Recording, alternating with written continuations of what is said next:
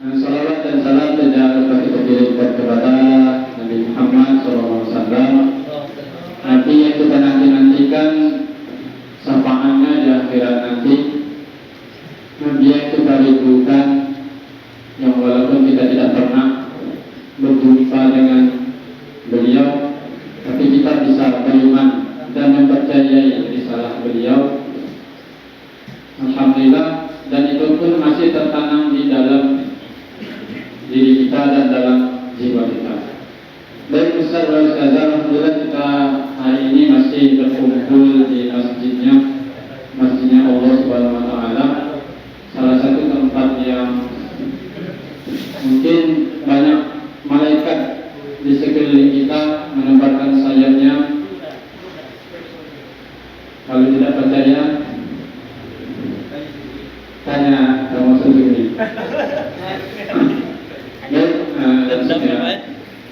Ustaz, semuanya pada hakikatnya kita dalam beribadah kepada Allah Subhanahu wa Ta'ala, itu manusia itu pasti memiliki kekurangan. Ada 3 kekurangan yang melekat dalam diri kita selaku manusia ketika kita beribadah kepada Allah Subhanahu wa Ta'ala. Apa 3 kekurangan yang melekat pada diri kita? Yang pertama, satu, ketika kita beribadah kepada Allah, kita adalah makhluk yang bodoh. Bukankah Allah Subhanahu wa Ta'ala menyebut kita ini adalah makhluk yang bodoh sebagaimana dalam firman-Nya, "Wallahu akhrajakum min butuni ummahatikum la ta'lamuna syai'an." Allah yang mengeluarkan kalian dari perut ibunya kalian dan kalian tidak mengetahui sedikit pun. Itulah hakikat manusia yang pertama ketika beribadah, yaitu dia bodoh. Lalu hakikat yang kedua, kita ketika beribadah kepada Allah, kita mempunyai nafsu. Nafsu itu tidak bisa kita musnahkan dan tidak bisa kita hilangkan. Selagi jiwa kita, badan kita masih hidup di atas muka bumi ini, maka nafsu itu akan selalu ada di sekitar kita. Dan ada di dalam syariat namanya al-ammaratun bisu, nafsu yang menyuruh kepada perbuatan kejahatan. Nah, yang ketiga adalah ketika kita beribadah, kekurangan kita dikelilingi oleh syaitan. Syaitan pasti mengelilingi kita dalam beribadah kepada Allah Subhanahu wa Ta'ala. Sebagaimana syaitan atau iblis ini berikrar di hadapan Allah Subhanahu wa Ta'ala dalam Al-Quran surah Al-A'raf, "Tsumma la'atiyannahum min baini aydihim wa min khalfihim wa an aymanihim wa an syama'ilihim." Ketika iblis berikrar di hadapan Allah Subhanahu wa Ta'ala, dia berjanji akan mendatangi manusia dari 4 arah mata angin. Setan mendatangi kita dari arah depan, setan mendatangi kita dari arah belakang, dan setan juga mendatangi dari arah kanan dan samping, kanan dan kiri. Makanya setan tidak bisa mendatangkan kita dari arah atas dan bawah. Kalau dari atas itu yaitu pertolongan Allah Subhanahu wa Ta'ala, dan dari bawah kita bersujud kepada Allah Subhanahu wa Ta'ala. Makanya kuping kita ada di sebelah kanan dan kiri. Jadi wajar kita bisa tergoda dalam beribadah kepada Allah karena kuping kita di sebelah kanan. Karena setan itu mendatangi kita dari arah kanan atau arah kiri. Selanjutnya, itulah hakikat manusia. Beribadah pasti memiliki kekurangan.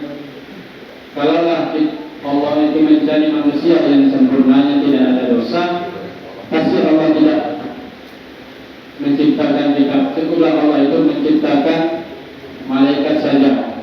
Malaikat itu tidak pernah berbuat dosa, dia selalu bertasbih kepada Allah Subhanahu wa Ta'ala.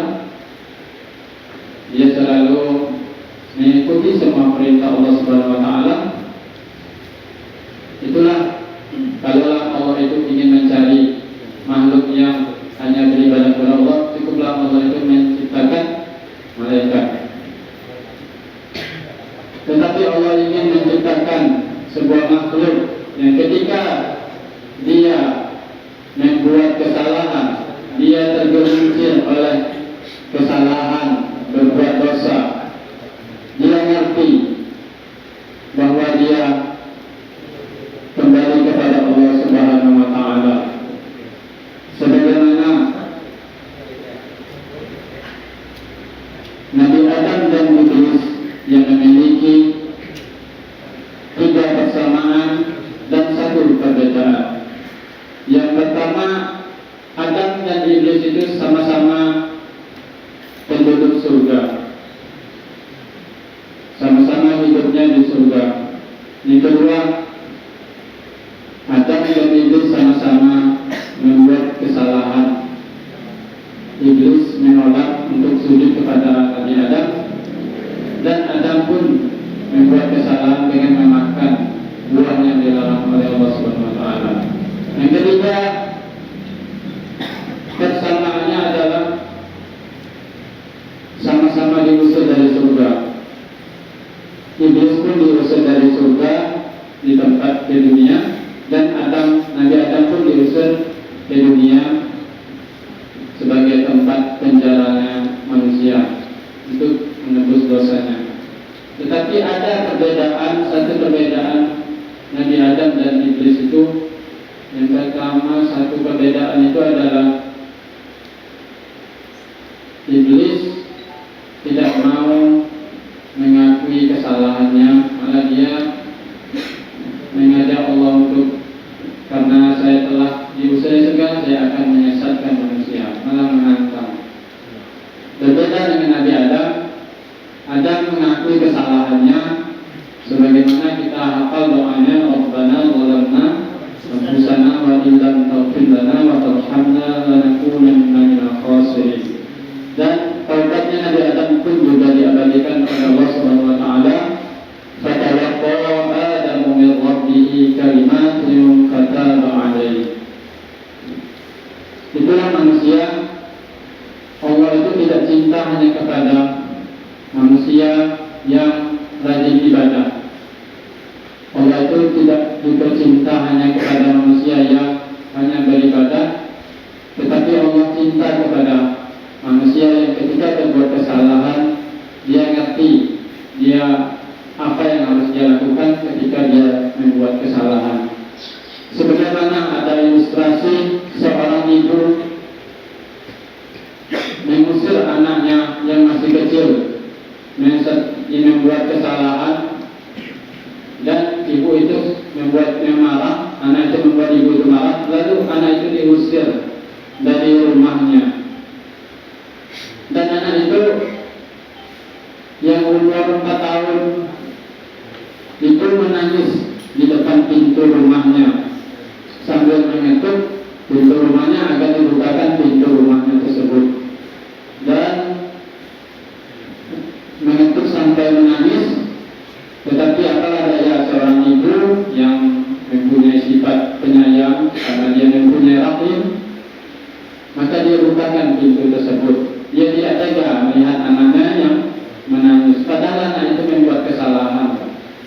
Kalaulah ibu itu yang mempunyai rahim, apalagi Allah Zat yang menciptakan rahim tersebut, sebagaimana seorang itu membuat kesalahan dan dia menangis di hadapan Allah mengaku kesalahannya, pasti Allah akan juga menerima taubatnya orang tersebut. Dalam Al-Quran, Allah tidak perintahkan kita untuk sholat itu dengan bergegas, aqimus sholat wa atuz zakat, dirikanlah sholat dan tunaikanlah zakat. Allah tidak perintah untuk bergegas ketika dia menyuruh kita puasa. Ya ayyuhalladzina amanu kutiba alaikumus shiyam, diwajibkan atas kalian, diwajibkan atas kamu untuk berpuasa. Allah tidak perintahkan kita bergegas ketika menyuruh kita berhaji. Walillahi 'alan nasi hajjul baiti man istata'a ilaihi sabila. Tetapi perhatikanlah, Allah menyuruh kita bergegas ketika kita membuat kesalahan. Wasari'u ila maghfiratin min rabbikum wa jannatin 'arduha as-samawati wal ardh wa u'iddat lil muttaqin. Bersegeralah menuju ampunan Allah dan surganya yang luas langit dan bumi. Allah itu menyuruh kita ketika kita membuat kesalahan, tidak menyuruh kita diwajibkan, tapi menyuruh bergegas bersegera kita untuk menuju ampunan Allah Subhanahu wa taala. Lihatlah kisah seorang zaman sahabat yang bernama Ma'is bin Malik. Dia telah membuat kesalahan, yaitu dia telah berzina dengan istri orang. Kalau sudah bersuami berzina dengan istri orang, maka ini termasuk zina yang besar. Dia mengadu kepada Rasulullah, "Ya Rasulullah, saya ini telah berzina. Saya mau menebus kesalahan saya." Tetapi Nabi tidak langsung merajamnya. Mungkin kamu lagi hilaf atau mabuk. Tidak ya Rasulullah, saya memang melakukannya. Melakukan seperti apa? Apakah melakukannya sebagaimana celak masuk dalam botolnya? Iya. Maka kalau memang itu niat dan upaya Ma'is bin Malik, maka dikumpullah Ma'is bin Malik, dirajam. Dan dirajam itu sampai mati. Kepalanya saja yang di atas tanah, badannya di dalam tanah, dan dilempari dengan batu. Tidak boleh batu yang kecil dan besar, yang sedang, agar bisa merasakan sakitnya dari ujung kepala dan ujung kaki, sebagaimana dia juga merasakan kenikmatan yang dari ujung kepala sampai ujung kaki. Nah, ketika Ma'is bin Malik ini meninggal, para sahabat berselisih pendapat. Ma'is bin Malik adalah su'ul khotimah, dan sebagian lagi ada yang mengatakan husnul khotimah. Sampai Nabi pun bersabda, Ma'is bin Malik tobat yang diterima oleh Allah Subhanahu wa taala. Dan kalaupun dia memberi syafaat kepada penduduk Madinah, maka dia bisa melakukannya untuk 70 orang penduduk Madinah. Itulah manusia yang ketika berbuat salah, dia ngerti, dia kembali kepada Allah Subhanahu wa taala, dia berbebas kepada Allah Subhanahu wa taala. Siapapun kita pasti memiliki kekurangan, memiliki kesalahan. Memang kita dituntut, memang kita diciptakan pasti membuat kesalahan. Tetapi Allah bukan cinta kepada hanya orang yang berbuat kebaikan, tapi Allah cinta kepada orang yang bertaubat. Dan sebagaimana kisah seorang yang membunuh 99 nyawa,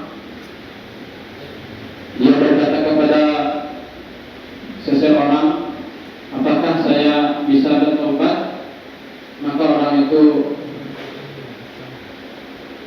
menyebut tidak bisa, karena sudah membunuh 99. Maka orang itu pun dibunuhnya menjadi 100.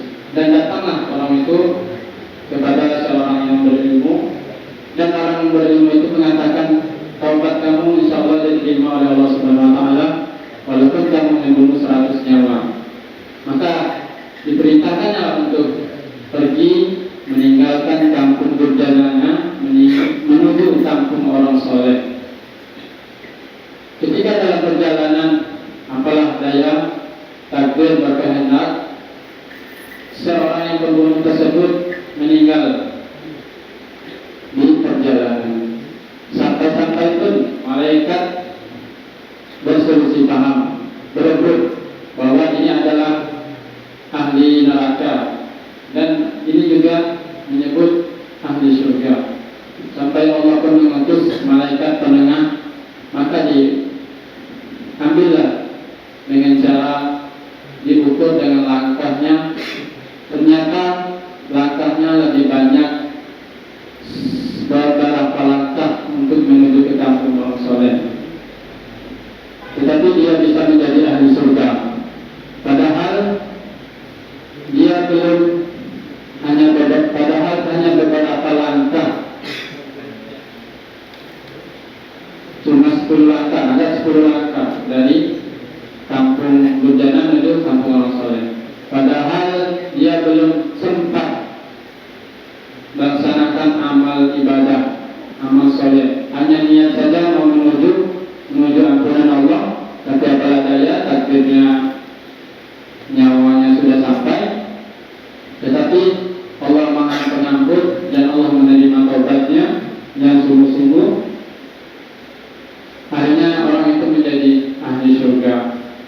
tidak cinta hanya kepada orang yang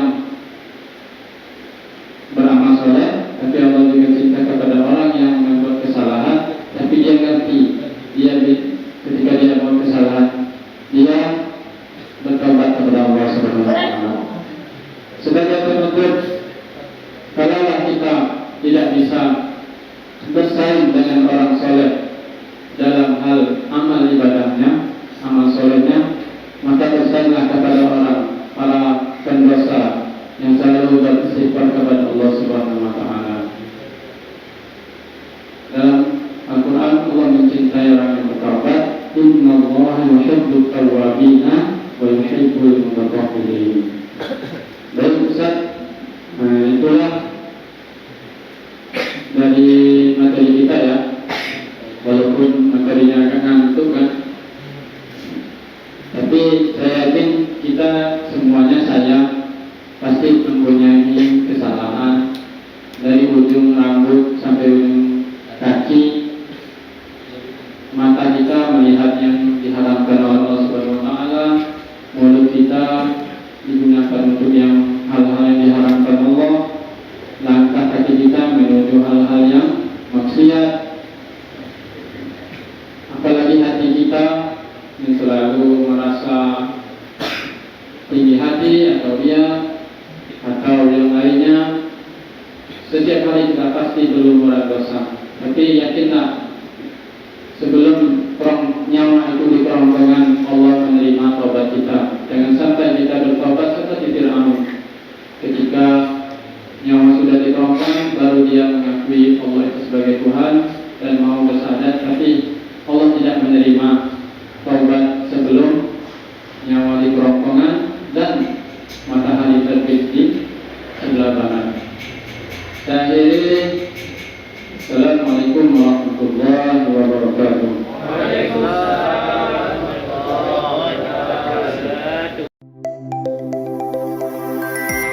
Nurul TV,